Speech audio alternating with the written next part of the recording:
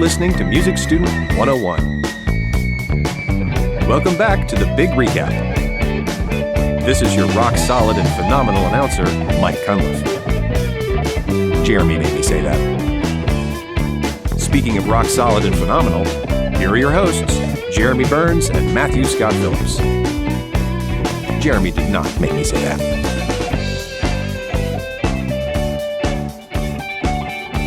Thanks, Mike. You are rock solid and phenomenal. Of course, you didn't have to say that about us. Of course not. No. We know that already. Yeah, of course. By the way, this is Mike's 41st. No, this is our episode 41, but it's Mike's 40th episode. Episode 41. Yeah. We had our good friend Jerry Chapman come in the one time. Mike couldn't make it. He was working on this play, Act of God, with Sarah, his wife. They were deep in rehearsals, and we had Jerry come in and do the intro for that one episode 22, actually. But, hey, Mike, happy 40th anniversary. Happy 40th anniversary to all of us. Yeah, indeed. And speaking of thanks, I do want to thank a few other people who have been so helpful to us, throughout this process. You've heard of a lot of our bumper music, anything that I've created down here with bass and drums. I've had Brian Malloy, anything that involves more than a 16th note on the drum kit, I get my man Brian Malloy to come in and knock it out. And, of course, Jerry Chapman for the guitar. Jerome Chapman. I call him Jerry, but he's known as Jerome.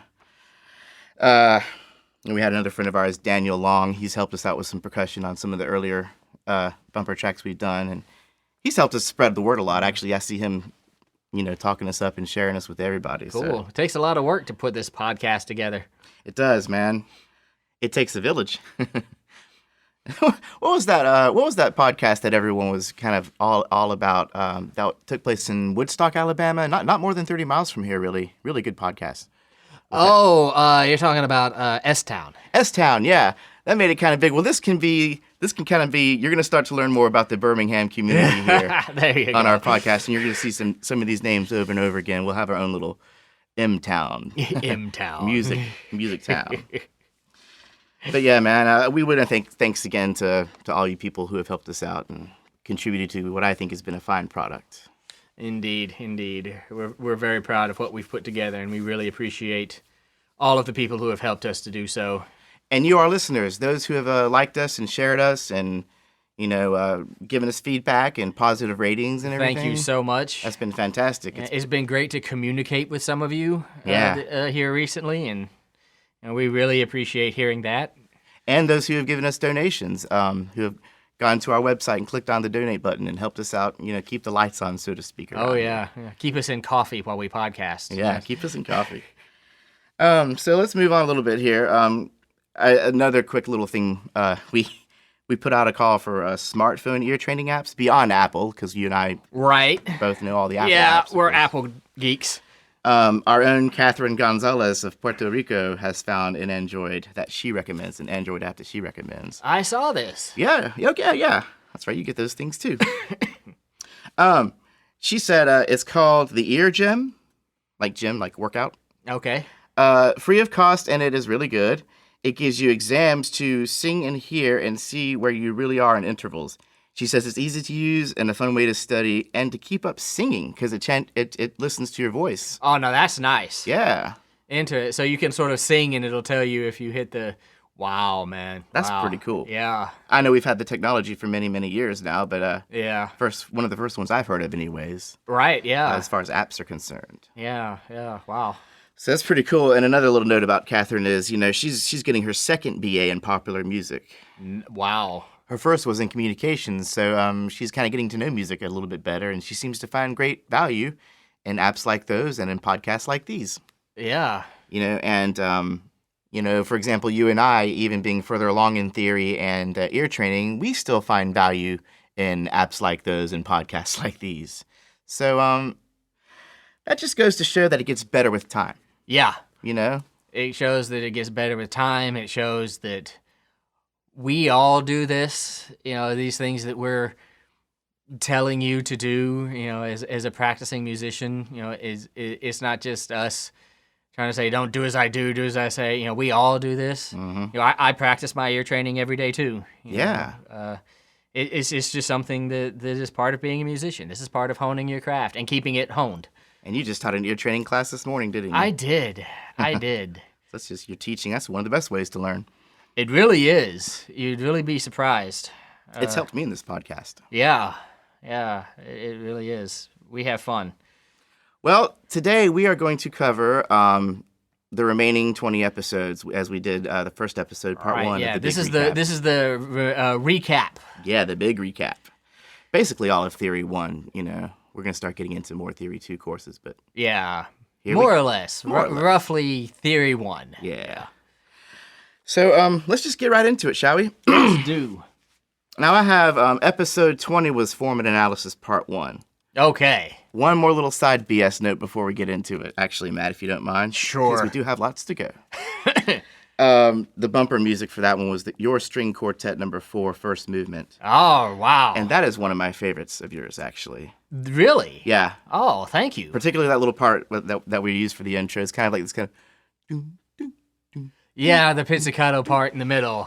Did you ever see... You remember Ren and Stimpy? Oh, absolutely. There's this episode called Hermit Ren where he decided he wanted to get away from it all. And he moves into this cave.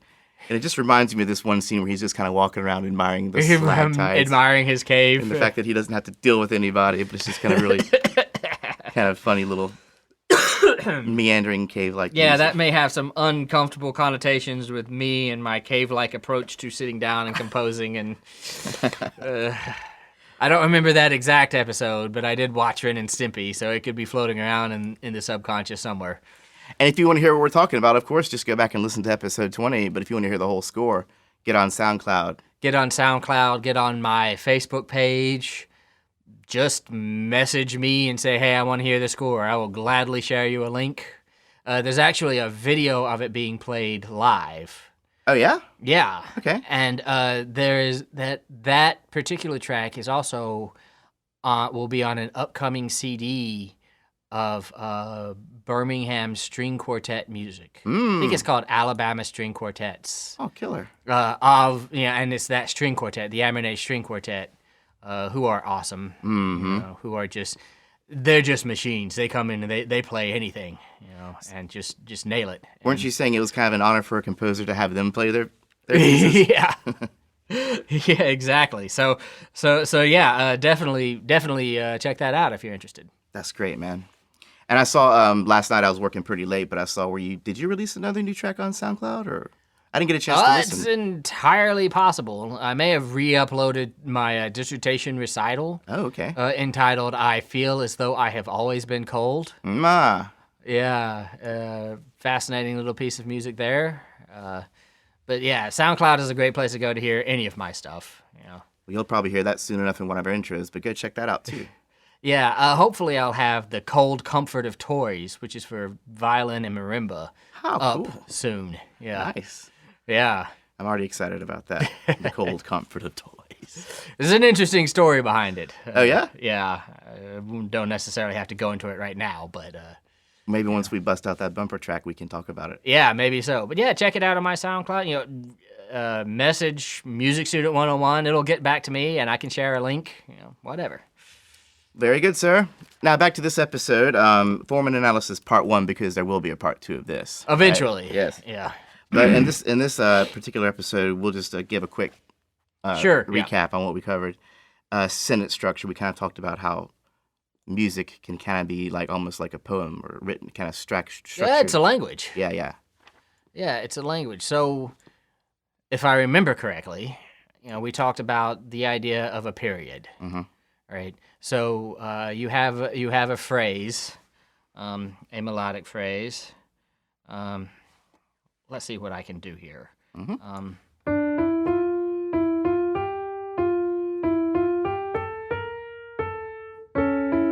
And then we'll end on a half cadence, 5-chord, right?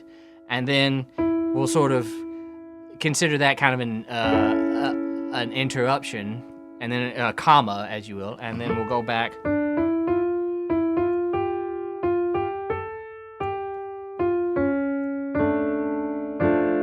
And end on a tonic chord. Yeah. Or an authentic cadence.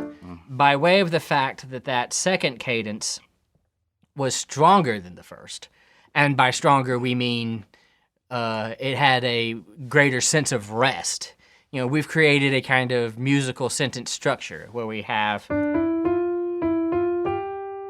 or whatever I did. Mm-hmm. Followed by.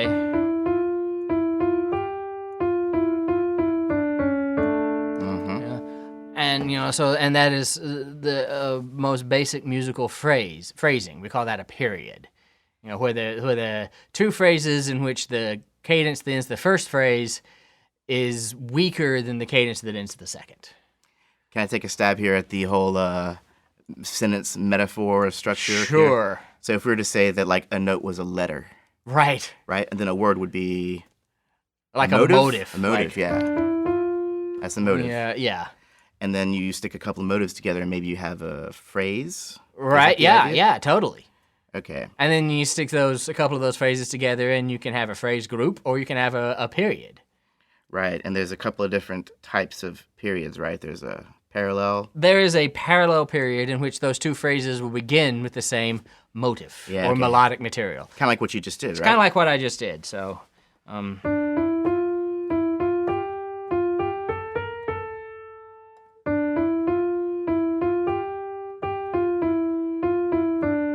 And I know I'm playing that different every time. Just bear with me. We're making stuff up. But those two times you had the same. Yeah. The same melodic material, both phrases. Parallel period. Parallel period. As opposed to a contrasting period, whereas if I did something completely different in the second phrase, so.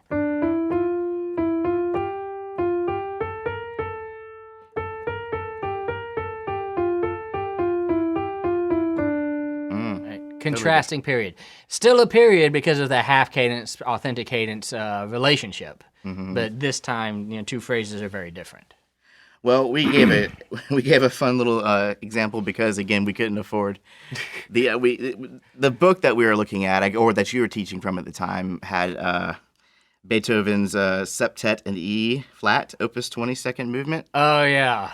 I decided that I remember that. We did the MIDI mock-up of the. Not even actually. I went the extra step and I used some silly instruments that I have on hand here. So, do you know what a melodica is? Yeah. Here. Yeah, where you blow into the keyboard and. Yeah. I have one right here. It's this little 37 key MIDI keyboard and it has this little tube coming out. You blow into the tube. It creates pressure, and then you... Yeah, and you release that pressure by pressing a key. Yeah, there you go. Yeah. Still knows the melody. Look at that. Still knows the melody. And actually, and I used like my octave mandolin for the viola and whatever. But right. Let's actually, for fun, because that little example we use gives pretty much the whole thing. Yeah. So the trick here is obviously since we can't comment during the middle of this because then we'll be the four of us commenting over our comments. Future Matt, Jeremy, past Matt, it's just gonna freak everybody out. But give this a listen. This is kind of a summary of the form analysis episode with my beautiful, kind of somewhat ridiculous music here. First phrase. Recognizable motive. Half cadence.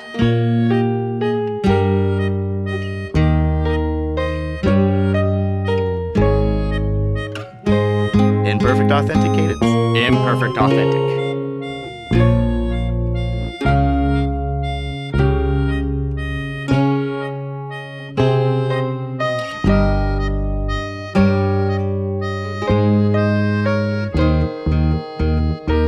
Half cadence. It took a little longer to get there than the first time.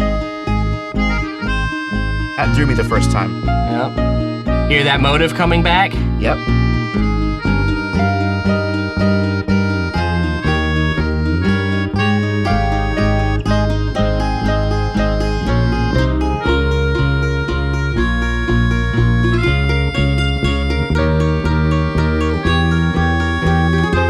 What kind of cadence was that?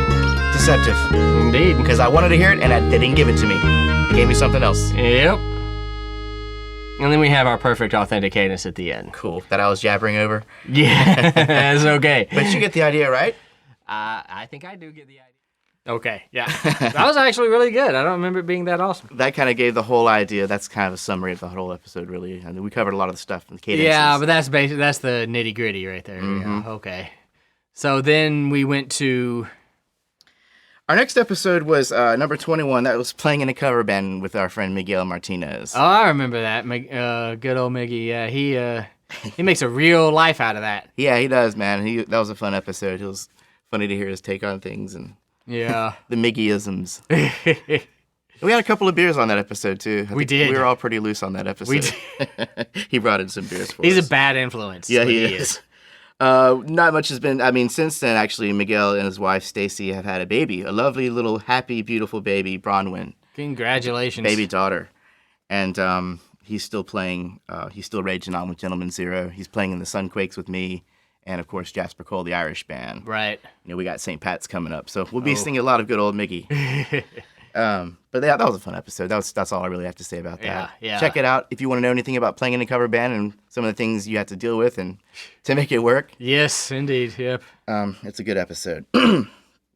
Next up, we have episode number 22, which was voice leading part 1.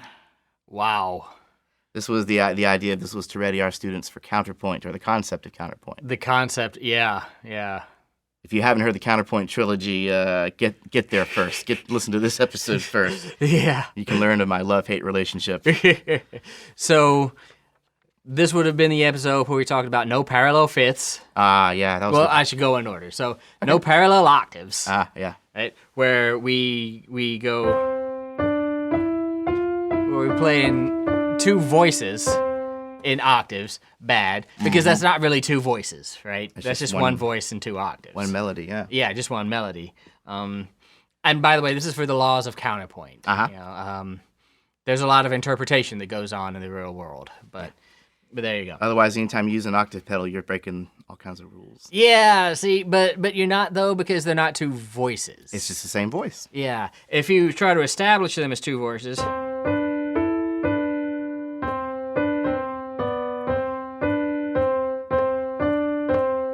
That's what's bad, right?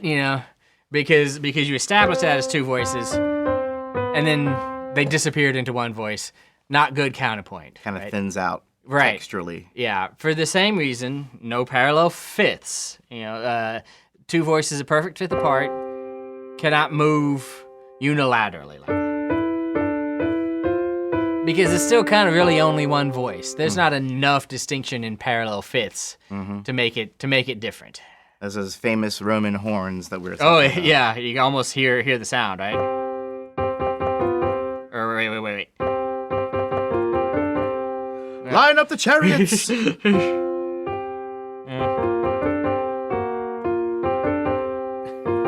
Yeah, Ben-Hur kind of. Yeah. Don't do that. Don't do that. That's a parallel fifth. Yeah. Two voices that both leap. Meaning not moving to a note right above or below, but leap several notes, can also not land a perfect fifth apart. So no, because it gives you that Ben-Hur sound immediately. You hear that. Yeah. No direct octaves, same problem, right? Generally in chords, try not to double the third. That's a little more acceptable in first inversion because reasons, but try not to double the third. Never double the leading tone because the leading tone in any chord, that tone wants to pull back to the tonic note so strongly that you're immediately just creating parallel octaves. So it causes parallel octaves. So never double the leading tone. Okay, so that's the direct octave. Right, yeah. And never double the seventh in a 7 chord. Okay. Another quick thing we talked about on that was just the idea of melody. We focused on melody and we talked about contour. Yeah, melodic contour, the arching contour where you kind of go up and go down. Am I right about that's what we talked about? There's upward and downward arching melodies. Yeah, so upward arching, let's try to do an actual melody. Okay.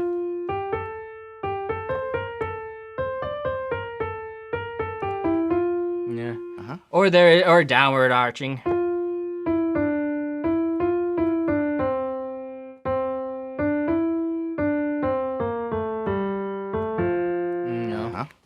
So if you look at one, it's going to look like a roller coaster, like a hill, the top of a Yeah, hill. yeah. The other one's going to look more like a valley. Right, yeah. Right? And then there's the good old sort of double arch where it kind of goes up and goes. You know. There's two hills. Yeah, yeah.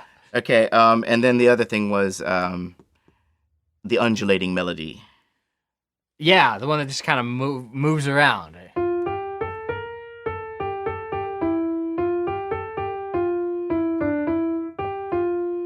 Undulating. A set of rolling hills, Yeah. perhaps. Yeah, different or shapes and sort of sizes. waves. Waves. Waves on the water or something, kind of up and down and up and down. Okay, I like that. And then before we move to the next episode, we just kind of talked a little bit about we segued into the 4-part, harmonies with the SATB Right, yeah. concept. What is SATB? Soprano, alto, tenor, bass. Okay. Certainly most classical music you listen to is going to be in 4 voices. Now, those voices can be doubled a lot, and can be played in multiple octaves, but there will be at least 4 voices there. And those 4 voices will conform to those rules of counterpoint. Thereby each hopefully maintaining their own level of independence. Right, yeah. The soprano voice, and the alto voice, and the tenor voice, and the bass voice.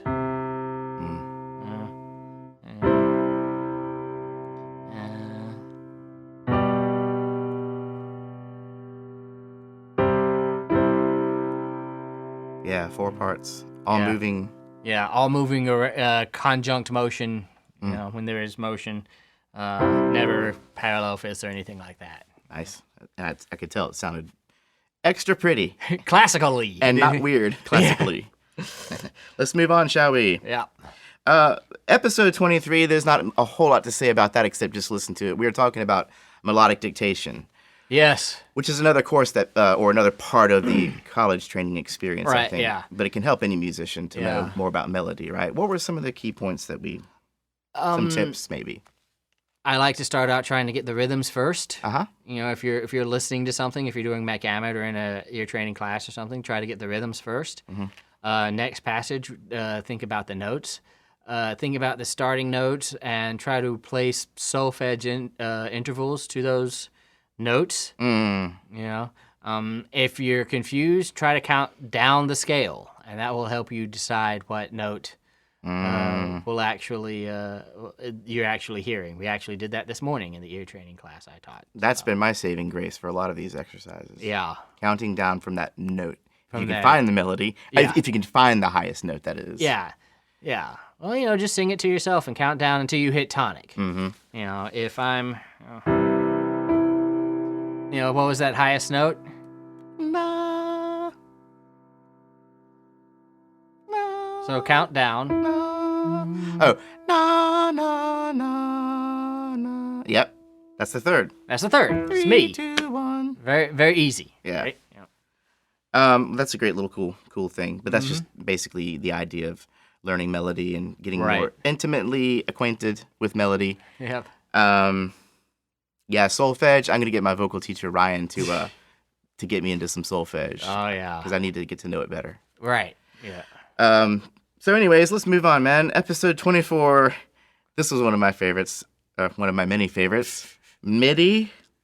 Oh. The MIDI episode. Yeah, and this might just be another one just to listen to, but we talked about the history of MIDI, how MIDI works, the many, many, many uses of MIDI that are behind the scenes, that you're using MIDI even when you don't necessarily realize it. Mm-hmm. If you've ever played with GarageBand, you've used MIDI. If you've ever used many of these ear training apps, Apple Loops or the ear training apps that we've talked about, you're using MIDI. Mm-hmm. We're using MIDI.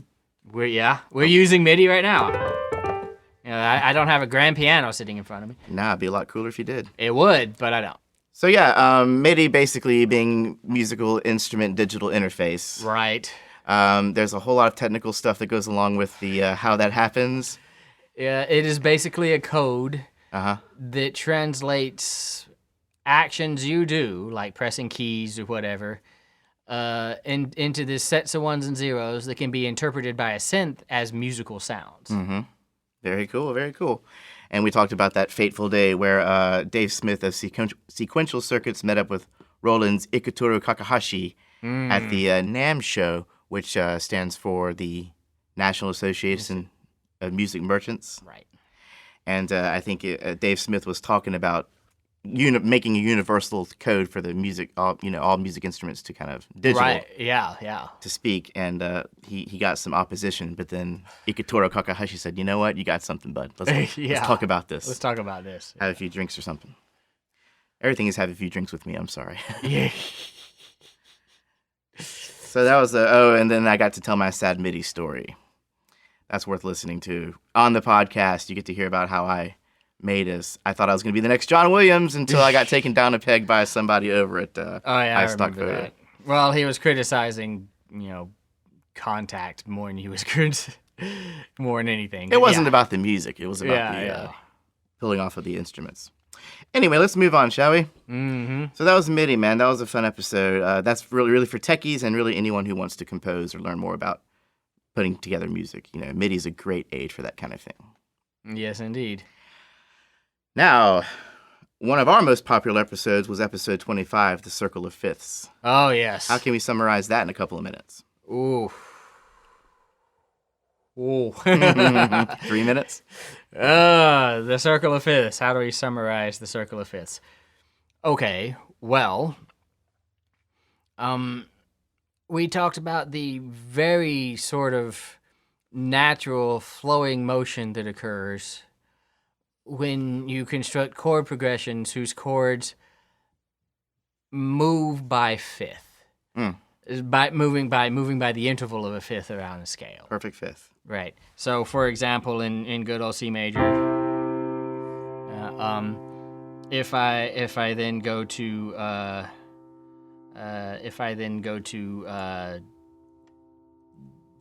which direction did we go? I think we went up, didn't we? To G? Yeah. T? So it's motion by a fifth, right? Uh-huh. And then returning to that,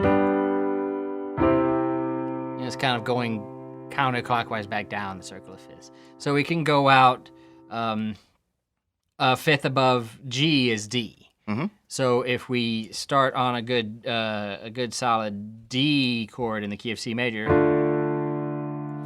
and then move by fifth, and then move by fifth. It works well, right? Yeah. If we go one further out and we land on A, up a fifth to D. Technically, this is up a fourth, but fourths and fifths, is down a fifth. Down a fifth, right? Okay. So from A down a fifth to D, down a fifth to G, down a fifth to C. And using this circle of fifths motion, we get real nice harmonic motion. Right? And if we're in a major key and we're going clockwise, we're adding a sharp each time we go up a fifth. Yes, absolutely. And vice versa, if we're going counterclockwise, we're removing a sharp until we get to C with no sharps, and then if we continue counterclockwise, we add flats. Start adding flats. Okay. Yeah. Do you think that does it for right now, other than go listen to the episode? That is the brief version. Go listen to that episode. I think we may even get into a little bit of predominant and dominant function and things. And I believe we do, actually. Yeah, and substitutions and things like that. So yeah, definitely just go listen to that episode. This entire episode, just to say, go back and listen to all our stuff. All right, man. Circle of Fifths, good episode. Let's move on, shall we? Yes. Episode 26, we talked with our friend Aaron Branson. Right. Matt, have we mentioned that you and I are both bass players at some point? It may have come up once or twice. It may have come up, yeah. So yeah. Naturally, we're going to have an episode on the bass. And we got our good friend Aaron Branson, who's doing a lot of cool stuff around town. Right. To sit in with us. And yes, and we even did the bumper music with the three of us playing bass together. We did. You want to hear a bass trio? Yeah. I held down the slapping, and you did the chords, and then Aaron did this cool little solo thing. Melody. So that was killer. Aaron is still with the Black Jacket Symphony, where they do covers of all these great albums. Right, yeah. A couple of nights ago, they did Back in Black, AC/DC. Oh, nice. And then later on this month, I think they're going to be doing Appetite for Destruction from Guns N' Roses. Nice. Good times, man. Yeah. Brings me back. And then actually, they're going to be doing Sgt. Pepper's. Right. And I think Aaron contacted you to help him with some of those arrangements, didn't he? Very briefly. Yeah. On really just one. Do you remember which one it was? For the benefit of... For the benefit of Mr. Kite. Right. Yeah, there you go. For the benefit of Mr. Kite. Yeah, I love a lot of stuff going on in that one. Yeah. Oh, yeah. With that little... Yeah, I think some of the stuff going on is what inspired him to bring in a second pair of ears. So, but yeah, it was a lot of fun. Can't wait to see what y'all came up with, man. I'm gonna have to go see that one. All right, so that was fun, man. Aaron Branson on the bass. Episode 27, we talked about modes. Yeah, Another modes. popular episode. Yeah. So just like the major scale has a sort of a DNA that is the particular sequence of half steps and whole steps. Yeah. You know, whole step, half step, whole step, whole step, half step. We can by starting on a different note, we shift that sequence. Right, and we can do this 7 times for the 7 notes, and create 7 new scales that we consider our 7 modes. Right, so Ionian, which is the same thing as the major scale. We've all heard that? Yep. Mode 2, going from the second note of the scale to the second note of the major scale, Dorian. You know, a lot of good stuff written in Dorian. Yeah, a lot of Irish music is written in that melodies. Oh, yeah. You think you're hearing minor? A lot of times you're hearing Dorian. Yeah. Medieval. Yeah. And then So What from Miles Davis. Right, It's yeah, Dorian. yeah. Phrygian is mode 3.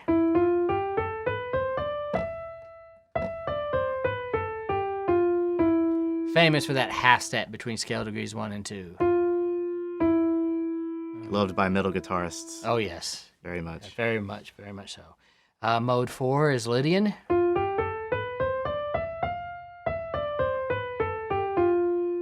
It's a major scale, but the 4th is a half step higher. Yeah, so rather than you, yeah, so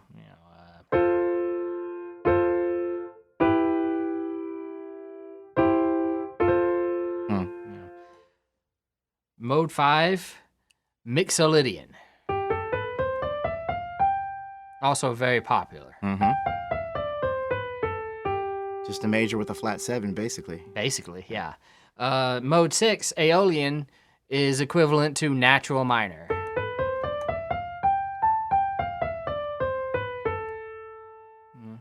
And then mode 7, Locrian, is sort of the black sheep of the family. Or Locrian. Yeah, well, it has that diminished fifth between scale degrees 1 and 5. You know, which can make it challenging. In combination with the flat second, which Right, just makes yeah. it strange and really makes it hard to find a place to go with it, maybe, or You end up kind of just hearing that as a leading tone, and you end up in major. That's what happens. And if you want to hear some of these modes in action, I know on that episode alone you can hear 2 of them. On the intro bumper music, we're actually using Matt's string quartets and modes.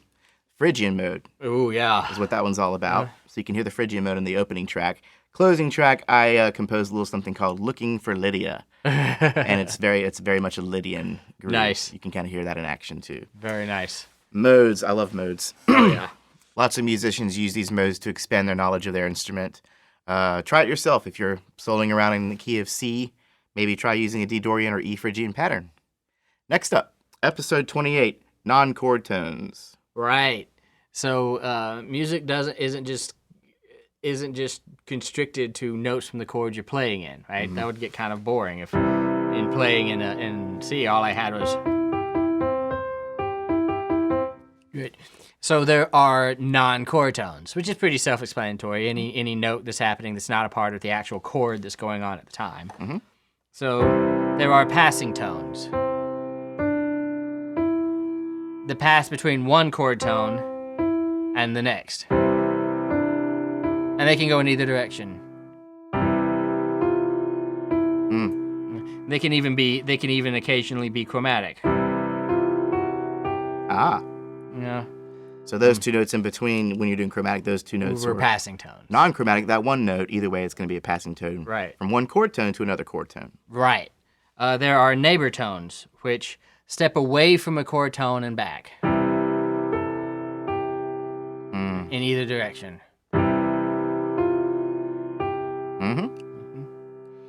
There are escape tones, which leap outside of the chord and then step back into it.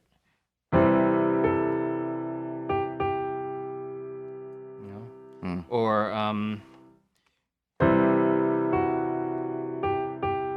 that chord right there, being a chromatic escape tone. Right? Yeah.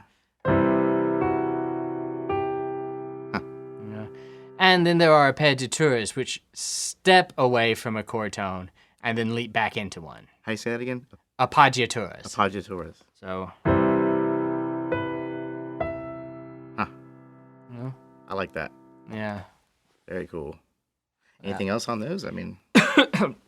And then we sometimes consider a non-chord tone to be a pedal tone, where you're just holding a same note regardless of, and then play chord changes over that note. Yes, sir.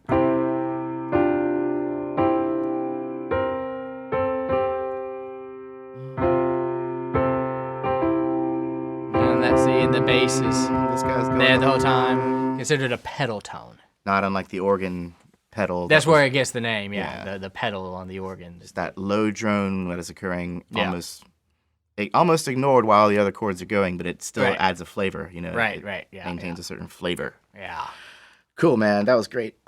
Okay, now we got into intervals 2.0 because there should have been a part 2, but I didn't know what to call a part 2 if they didn't have a part 1. So this was intervals 2.0. The whole purpose of this episode was just to expand literally a little bit more on intervals with compound intervals. Beyond the octave. Beyond the octave, yeah. Yeah. So the minor ninth, which is an octave, plus a half step. Yeah. And then the major ninth, which is that whole step. We have a minor and major 10th, which is a major and minor third with an octave in between. Minor 10th. Major 10th. We have, it's still kind of called a perfect interval, but a perfect 11th, which is a perfect 4th. Just with that octave in between. And then we have a diminished 12th, tritone-ish. Yeah. Right? A perfect 12th. We have a minor and major 13th, which is just a 6th scale degree flat 6 or scale degree 6, in between those with an octave displaced. And then we have a major and minor. What am I up to? We did 13ths for the 6th, right? 13th, yeah. So that brings us to 14. And then we have a minor and major 14th. And then a perfect 15th is 2 octaves up. And then one might say, why isn't it a perfect 16th? We got 2 octaves together. What's up with that? Do the math. The starting note is 1. Yeah, right. It's not 0.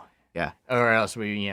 So it starts over 8 is 1 again. So that's where you right. Yeah. That's where you 8. lose Yeah. that Yeah. digit. Yeah. 8 is 1 again. So you lose 1 with every new octave.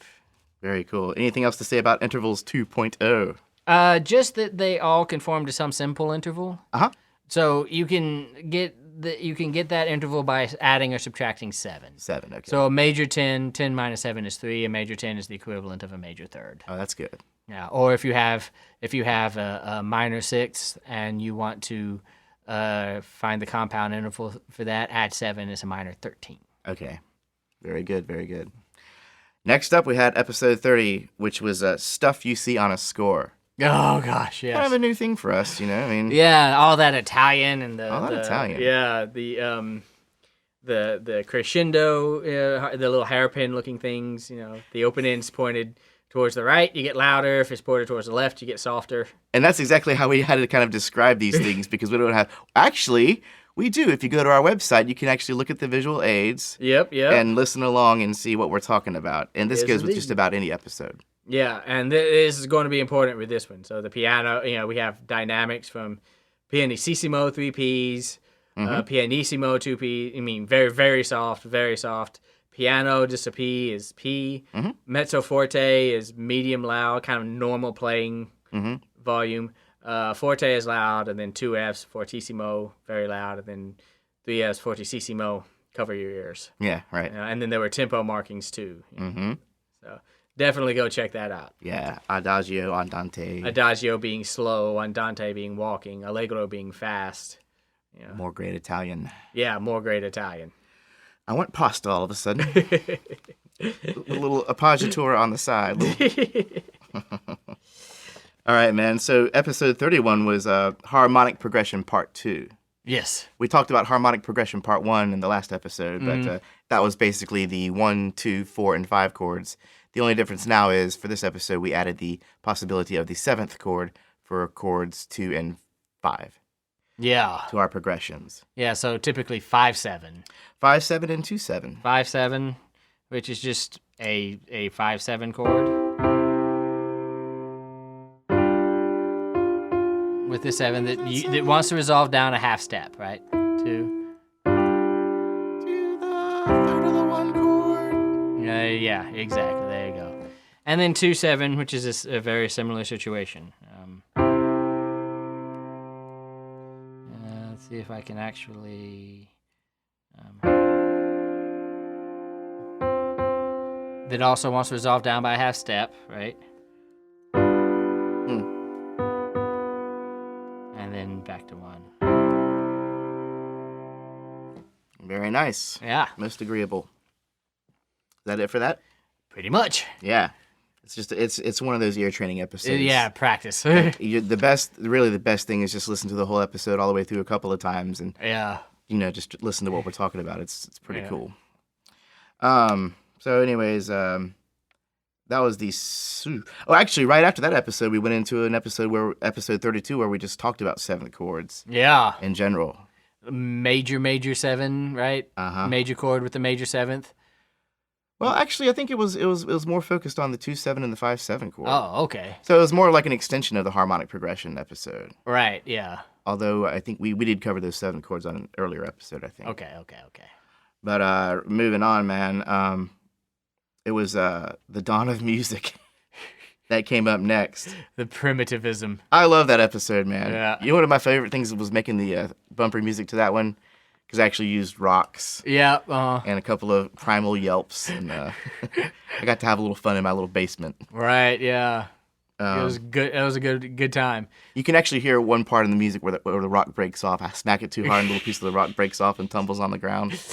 Good times. But we just talked about this is all prehistory. Right. Yeah. This is all pre-civilization. So for the most part, we were speculating on what we thought brought music into our civilization. Absolutely. Yeah. Kind of a laid back episode. Laid back, but we read some cool articles and cited some cool articles on that. So, we try and back our stuff with science and journals and whatnot. As much as we can. As we can. So that was pretty cool. The Dawn of Music, that was our first history episode. And we're going to have more to come at some point. Yes. At some point, we're going to figure that out. We'll get into ancient music, then we'll get into Renaissance, or I guess Middle Ages music, right? Yeah, ancient music, and then Middle Ages, and then Renaissance, and then Baroque and Classical and Romantic and 20th century. Yep. So we got a ways to go. Anyways, moving on. This is where we got into Counterpoint Part 1, wherein we developed our own cantus firmus. Right, yes. What is that? A cantus firmus is the melody onto which counterpoint is written. So having a good cantus firmus is very, very important. For actual composers back in the Renaissance and things, these were often melodies taken from Gregorian chant, so they were pre-existing melodies. Trad for trad people, huh? Yeah. And there are all sorts of good laws for writing a cantus firmus. There should be one high note to which you only hit once. Your highest note. The focal point, so to speak. Right. Yeah. We kind of wrote one, didn't we?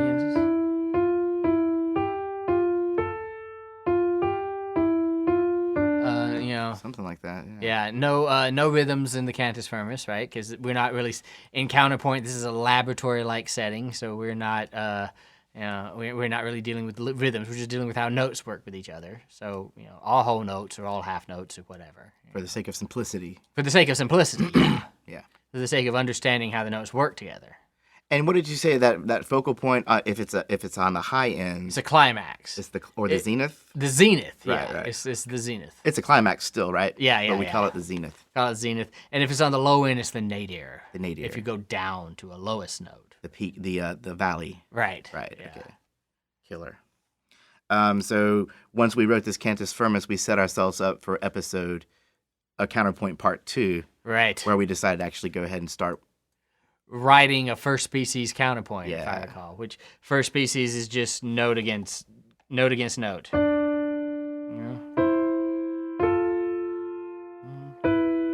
Or whatever. Mhm. Right. Yeah. All the same note values, all occurring at the same time, Right, yeah. same space and time. Yeah. And then we moved on to second species in that same episode. Right, and in second species, we could have 2 notes for every one note of cantus firmus. Okay. And that freed up the possibility of passing tones.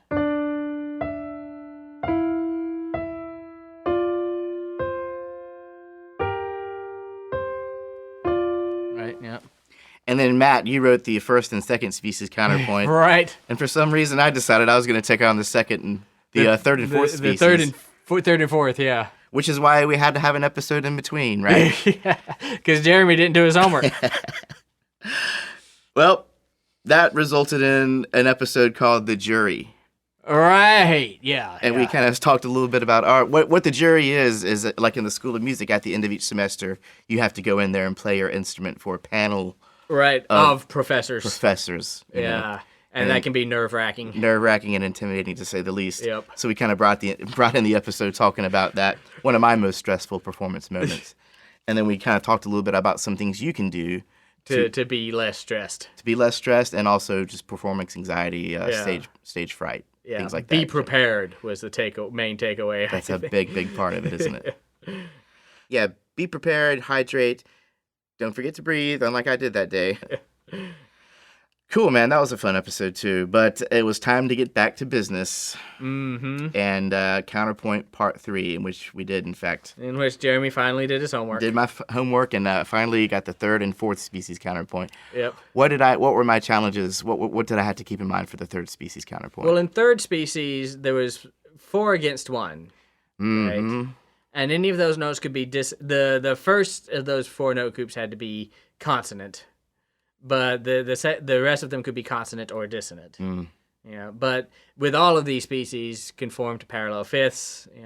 From downbeat to downbeat. No parallel fifths, no parallel octaves. So confusing stuff. Mhm. Confusing stuff. A lot to keep up with. Yeah. I'd write something and be like, oh, this sounds great. This looks cool. And then I'd go back, oh, I broke this rule. Yeah, Scratch. that can happen with counterpoint. So use a pencil. Yeah, you definitely use a pencil so you can erase. And fourth species was the suspensions, a note that is held over and then resolved on the second one. Always resolved by half step if you're going to use a suspension. Right. Yeah. Good call. Yeah. But that was the gist of that. That was the main. Yeah. Then there's one other species, fifth species, which is a combination of all the other ones, which is effectively supposed to be actual music. So, right, which I didn't write. I did not write a fifth species counterpoint. But in our laboratory environment, you can get an idea what third and fourth species counterpoint will certainly. Absolutely. So that was a useful episode, Indeed it was. though one of the more challenging ones for me, Indeed it was. no doubt. And then we moved on. This was a fun episode, 38, and we're getting close to the end here. Yeah. 38 was pentatonic scales. Oh, yes. One of the most common scale in music. Yeah. Because it is used literally all over the world. And there's we talked about, of course, the major pentatonic scale.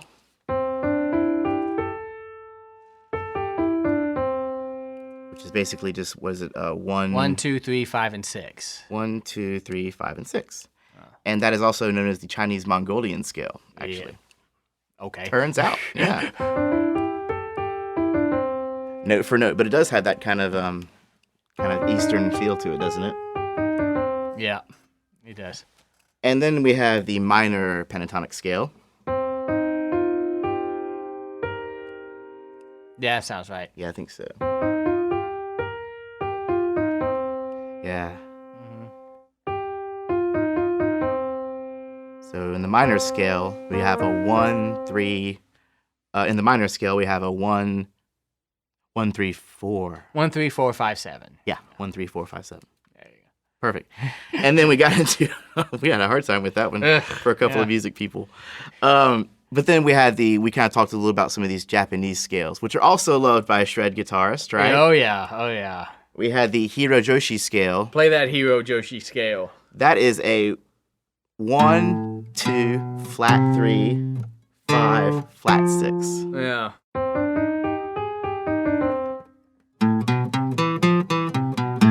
Yeah, do a bend up to that flat 6. And it's gonna. Yeah, there you go. You bend it, yeah. That was the Hirojoshi scale. And then another one, I kind of like this one, the Iwato scale. Yeah. 1, flat 2, 4, flat 5, 7. Ooh, yeah. Yeah, there you go. Yeah, bend up to that flat 5 this time.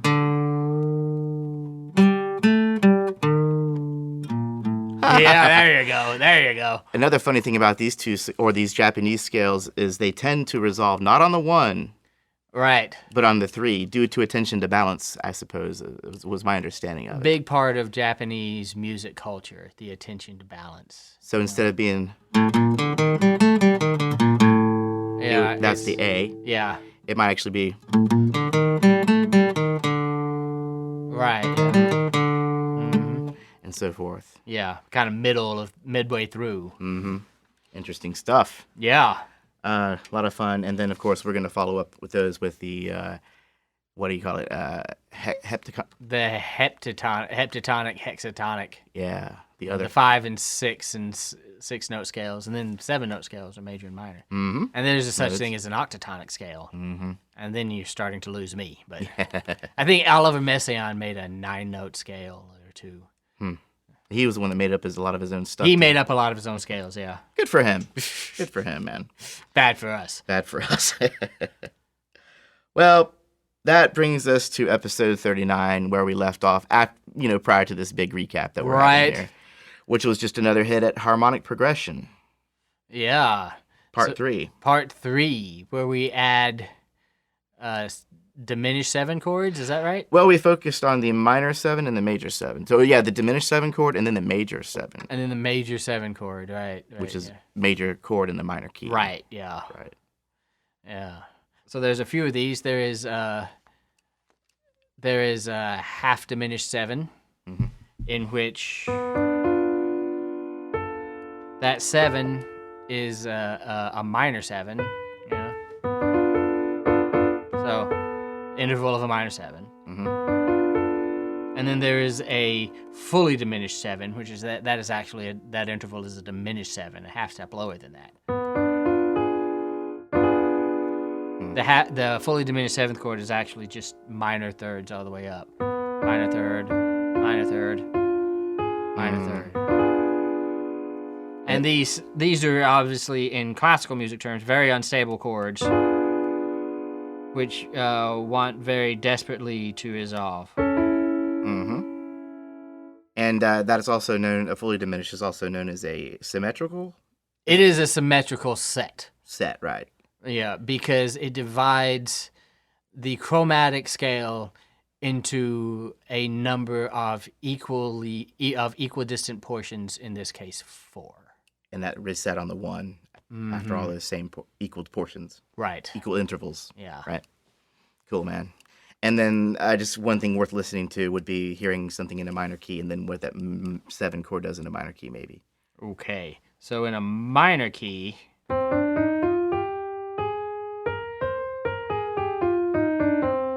the 7 is actually major diatonically, right?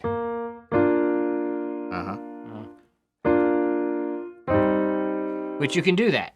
It kind of has it still kind of has a little bit of a dominant function. Not huge. In a lot of music, we would actually sort of borrow the 7 from the major scale. Mm-hmm. So to create the same level of tension,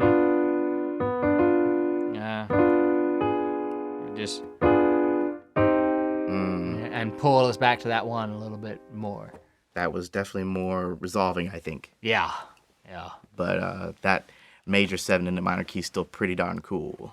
Yeah, well, you hear the major 7 in a minor key a lot, especially in popular musics and traditional musics and things. Folk music, yeah. Yeah. So, man, there we are. Here we are. And then we recapped episode 1, which was Yes. yeah. Let's recap part 2. Let's recap the recap. Oh man. I think in the near future, I got a few cool ideas I want to mess around with. Maybe I thought to myself, maybe we could actually talk about chord charts, Oh, yeah. the Nashville number system. Yep. Transposition, we can talk about transposition. We need to talk about transposition. It's getting to be about that time, right? Yeah. And then borrowed chords, maybe modulations, substitutions. That's all going to be kind of good Theory 2 stuff. Theory 2 stuff, so that's going to be coming up. Secondary dominance, modulations, the changing of key. Mm-hmm. Yeah. So during the remainder of the year, we're going to try and touch on some of that stuff, I think, as well as having borrowed chords, borrowed chords, as well as having a few other guests that we're talking about. People seem to really like that, and I really like that. Yes, we're already talking to people. Yeah, totally. So there you go, boys and girls, ladies and gents, musicians, listeners, lovers of all kinds of music. Thank you so much for your attention. Yeah. Hopefully you've learned some things, and hopefully you will continue to do so. Indeed. So keep following us and keep us posted on your progress. Send us some of your music, like we said. Absolutely. We want to see how this is helping. We're getting some great feedback from you guys, and we just really love it. Stay tuned. Until next time. Thanks again for joining us on this musical journey. The best is yet to come. Don't forget to check our website, musicstudent101.com, for updates and examples.